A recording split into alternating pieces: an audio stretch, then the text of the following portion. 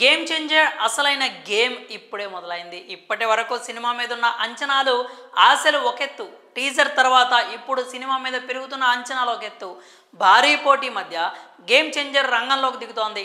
జనవరి 10న ఈ cinema release కాబోతోంది. ఈ సినిమా రిజల్ట్ ఎలా ఉంటుందా అని అభిమానులు కాస్త టెన్షన్ పడుతున్నారు. బ్లాక్ బస్టర్ హిట్ టాక్ వస్తే ఇక వసూళ్లు ఆటోమేటిక్గా వచ్చేస్తాయి. అందులోనూ సంక్రాంతి సీజన్ కాబట్టి కథ బాగుంటే ఫ్యామిలీ ఆడియన్స్ నుంచి కూడా మంచి సపోర్ట్ వస్తుంది. కానీ ఏమాత్రం యావరేజ్ లేదా మిక్స్డ్ టాక్ వచ్చినా కానీ కాంపిటీటర్స్ వసూళ్లను ఎగరేసుకుపోతారు. ఇందులో ఎలాంటి అనుమానం లేదు. అసలే రేసులో బాలకృష్ణ, వెంకటేష్ లాంటి సీనియర్ హీరోలు ఉన్నారు. ఆ డైరెక్టర్స్ కూడా మామూలు కాదు. బాబీ, అనిల్ రావిపూడి నువ్వా నేనా అన్నట్లుగా వస్తున్నారు.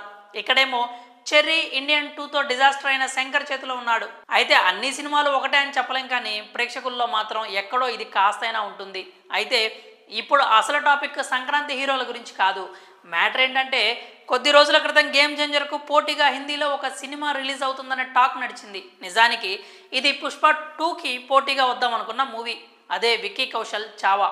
కానీ పుష్పరాజ్ మేనియా చూసి ఇది సైడ్ అయిపోయింది. దీంతో ఈ మూవీ ఖచ్చితంగా గేమ్ చేంజర్కు పోటీగా వస్తుందని కొద్ది రోజుల క్రితం బాలీవుడ్ వర్గాల్లో టాక్ నడిచింది. కానీ లేటెస్ట్ అప్డేట్ ప్రకారం అది కూడా క్యాన్సిల్ అయిందట.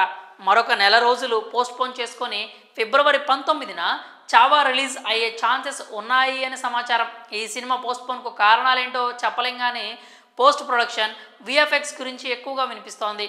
ఒకవేళ ఈ సినిమా కనుక పోస్ట్పోన్ అయితే నార్త్ బెల్ట్లో గేమ్ చేంజర్కు పెద్ద రిలీఫ్ దక్కినట్లే. ఇది కాకుండా Ajith good bad ugly cinema Sankranti రేసులో ఉందని టాక్ వినిపించింది. కానీ ఇంతవరకు మైత్రి వారి నుంచి మాత్రం ఎలాంటి అఫీషియల్ అప్డేట్ లేదు. సో ఇలా చూసుకుంటే గేమ్ చేంజర్కు కొంత ముప్పు తప్పినట్లే.